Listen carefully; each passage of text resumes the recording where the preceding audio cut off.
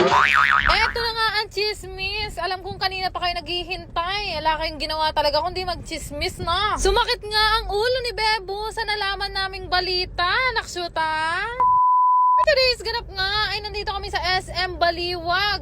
Nakapag-SM kami kahit hindi kami mayaman. Dito nga kami sa SM Baliwag para ipamili nga yung mga kapatid ko ng gamit nila sa school. Tama kayo ng rinig, may budget at may ipon ako para sa mga kapatid ko dahil hindi chismis ang inaatupag ko sa buhay.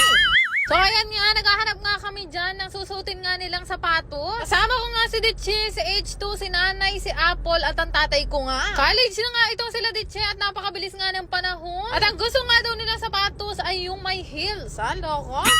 Pinapili ko na nga sila isa-isa pero ang sabi ko, bilisan lang nila ng konti kasi alas 7 na to ng gabi at alas 9 lang itong SM magsasara. Pero nuko, kay gisanan keng oras sa mamimili lang ng sapatos. Kasakit ng kaya berene. O yung isa gusto niya gamosa, yung isa naman gusto makinang, o yung isa gusto niya boots. Diyos ko, walang majorette yan naman. Pero yun nga, sabi ko nga sa inyo, talagang kapag kapasukan na ng mga kapatid ko, nag-iipon na ako ng mga pambili ng gamit nila. Kaya wag na wag ka mainggit sa akin, hindi pa ako mayaman. At bago mo nga ipagkalat lahat ng nalalaman mo sa akin, unahin mo muna yung kagandahan ko. Sorry! Ayan na nga, medyo umuinit na ang usapan. Pero wala pa tayo sa exciting part. Hindi pa rin sila tapos mamili ng sapatos nila. Naksyuta. Ay, sabi ko nga sa inyo, pang 32 na sapatos yan sa mga sinukat ni Dichi. O tabal, wala yung kasya sa sapatos. Ano yung klaseng bitis yan? Kapag susukat pa nga lang nila ng sapatos, nakaubos na nga kami ng halos 2 oras. Sabi ko nga sa nanay ko, ba't nung binibili niya akong sapatos, hindi naman ako kasama? Paano kasi yung binibili niya sapatos sa akin hanggang sa mag-college ako? Yung goma.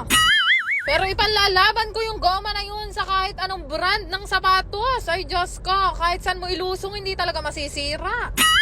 Pero ano nga ba ang English ng goma? De rubber, plastic, tridor at makapalang muka. Charing!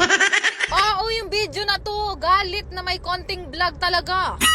Kaya naman kung nanonood ka ngayon, Altika, pero buti na talaga kahit mainit ang ulo ng Disney Princess, nandito nga'y pamilya ko na masiyahin kahit wala kaming masyadong pera. Pagkatapos nga namin bumili ng sapatos, ay, hindi pa ako tapos sa'yo.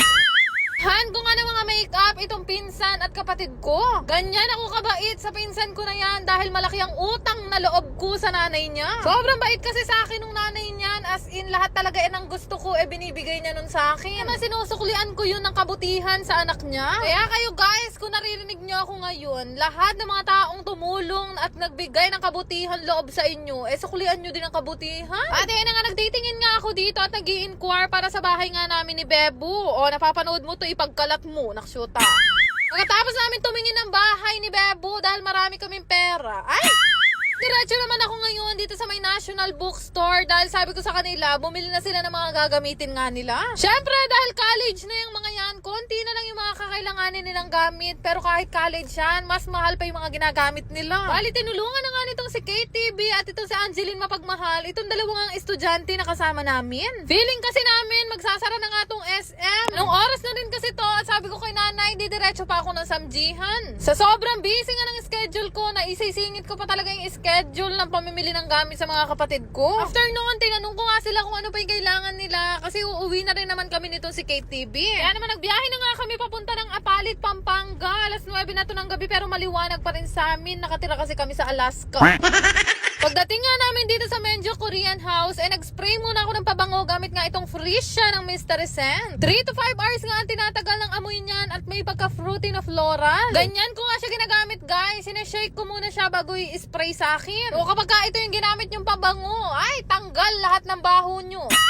Marami kami nga asikasuhin ngayon ni Bebo dahil bagong renovate nga ang aming samjihan. Pero bago ang lahat, alam ko naman talaga ang rason kung bakit kayo nandito sa vlog ko ngayon. Gustong gusto nyong malaman kung sino nga ba yung sinasabi kong makapalang muka. Tsaka ako na lang sasabihin sa inyo at abangan nyo ang susunod na kabanata. Basta isa lang ang ibibilin ko sa inyo. Mag-ingat kayo sa mga taong kagaya niya. Ow!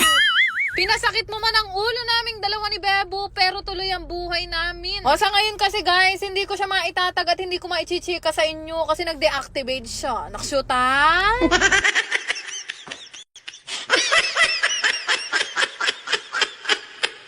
Salamat! Ay guys! Gusto ko lang i-share sa inyo itong pinaglilibangan ko ang laro. Ito nga yung apaldo. Una sa lahat, ito ay mahigpit na ipinagbabawal sa bata at ito ay libangan lamang. Lalaro ko lang to kapag ka may extra at may free time ako. Kaya kung wala kayong extra dyan, wag nyo nang isakripisyo. Kaya nga niyan, naipon na nga dito yung napanalunan ko at umabot na nga ng 18,000. Ito nga, super ace ang kadalasan ko laruin dito kasi malaki talaga akong manalo. Usong-uso kasi ito ngayon, kaya naman sinubukan ko rin at legit malaking ang manalo. Kaya nga niya na-scatter ako at bawat spin minsan umaabot talaga ng libo-libo. Di nga yan mahirap laruin, pindot-pindot ka lang tas magugulat ka, malaki na pala yung napanalunan mo. Kasi kahit ako, minsan nagugulat talaga ako ng bongga. Pero ayun nga, play responsibly. Pero sa laro, hindi naman palaging panalo, natatalo din ako, pero ngayon, tingnan nyo ganyan, kalaki na panalunan ko. From 18,000, 22,000 na siya ngayon. Dahil dyan, lahat na magre-register sa link ko na nasa comment section, magkakaroon kayo ng ayuda sa akin. Go!